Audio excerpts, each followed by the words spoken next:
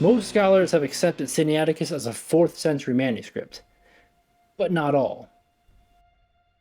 A scholar named James Donaldson from the 1800s, who actually did the translation for Irenaeus that we read earlier, suspected that Sinaiticus was not from the 4th century. I'll put some of his accolades on the screen here, but this guy was not a joke. And in his book, The Apostolical Fathers, published in 1874, on page 387 he says this: Tischendorf assigns this manuscript to the 4th century, but the data on which dates are assigned to uncials are exceedingly unsatisfactory and entirely negative. The utmost that can be based on the data in this case is that it may have been written in the 4th century. There is therefore ample room for discussing the age and value of the manuscript from internal evidence, that is, from the inflections and grammatical peculiarities that appear in the manuscript, and from the state of the language as indicated by the errors of the transcriber or transcribers.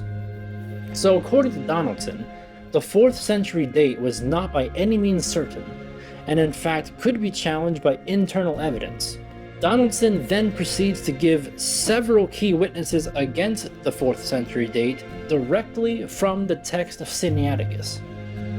You see, Sinaiticus doesn't end with the book of Revelation. Here's the end of Revelation, and here is the beginning of the Epistle of Barnabas. What is the Epistle of Barnabas? Nothing in the New Testament. It's an apocryphal book.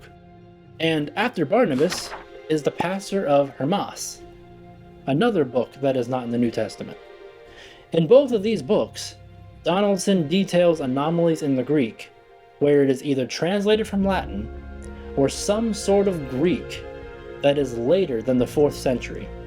Regarding the pastor of Hermas, Donaldson states, the arguments may be divided into 2 classes, those which indicate the Greek is of late origin, and those which tend to prove that the Greek text is derived from some Latin translation.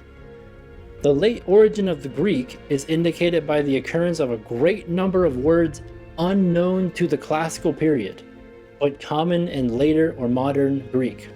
Then he proceeds to give several technicalities that should not be occurring as such in 4th century Greek.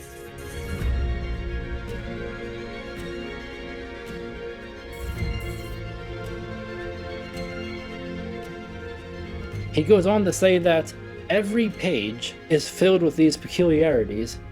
The only conclusion to which we can come is that the Greek is not the Greek of the at least first 5 centuries of the Christian era.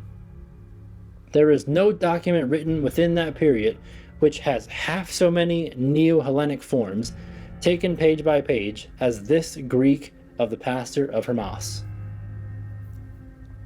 And after that, he breaks down the peculiarities which point out a Latin origin, which gets a bit technical, and you're welcome to read it.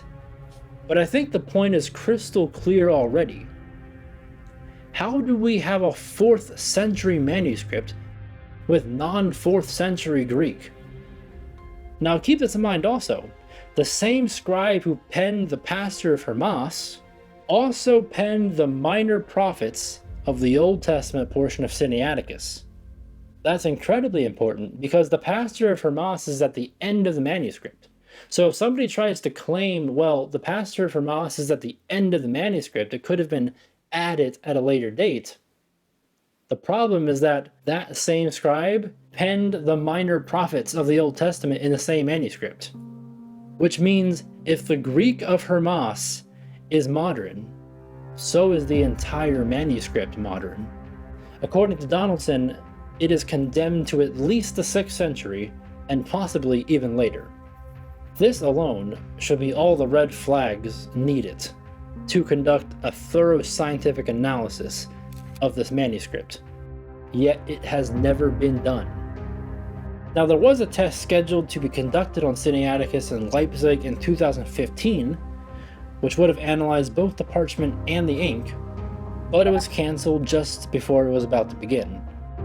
The Bible says to prove all things, but so far, Sinaiticus has not been proven. And what we have on our hands is perhaps the greatest lack of due diligence in the history of Christianity. It's not like forgeries are uncommon. To the naked eye, good forgeries can appear very real.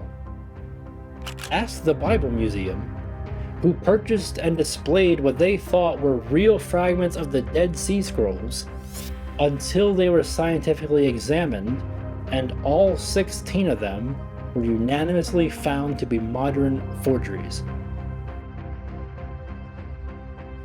Or what about manuscript 2427, or as it was called, archaic mark?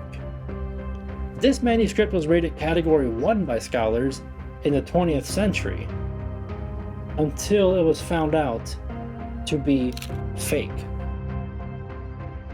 Of any known manuscript in existence, it has the highest degree of correspondence with Codex Vaticanus for the text of the Gospel of Mark. On the basis of further testing carried out by foremost experts in chemical and codicological analysis, we have secured a fully documented, indisputable result. Manuscript 2427 is a modern production that was made sometime between 1874 and the first decades of the 20th century. So, if we were to get into our time machine and travel back to the year 1990, the New Testament scholar would hold up manuscript 2427 and say, here is category 1 proof that Vaticanus contained the true reading. So you naturally ask, what is category 1? And the scholar slides over this book, hot off the press, just printed 1 year ago in 1989, which is titled The Text of the New Testament. And he opens to page 159, where we read, Category 1, manuscripts of a very special quality, which should always be considered in establishing the original text. And if you look over here, on the adjacent page, we see minuscule 2427, archaic mark, which at this time nobody knows is a forgery. So who assigned this forgery to category 1? Kurt Allen, the same guy who defined category 1, assigned this manuscript to category 1. The guy who wrote this book, and the guy whose name is on the critical Greek New Testament, the Nestle-Aland Greek text.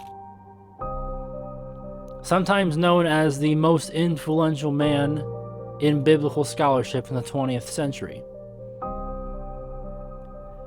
And the man who was dead wrong about manuscript 2427. What if these highly esteemed scholars are also wrong about Sinaiticus and Vaticanus?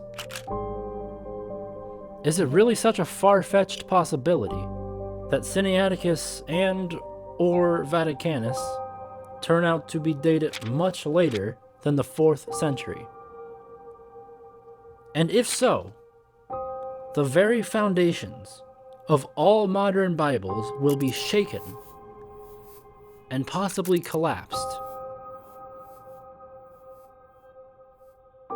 Do you see the problem with our hypothetical scenario of accepting a newly discovered manuscript without rigorous testing? Then you understand the problem with the Greek text underlying almost every single modern Bible printed today.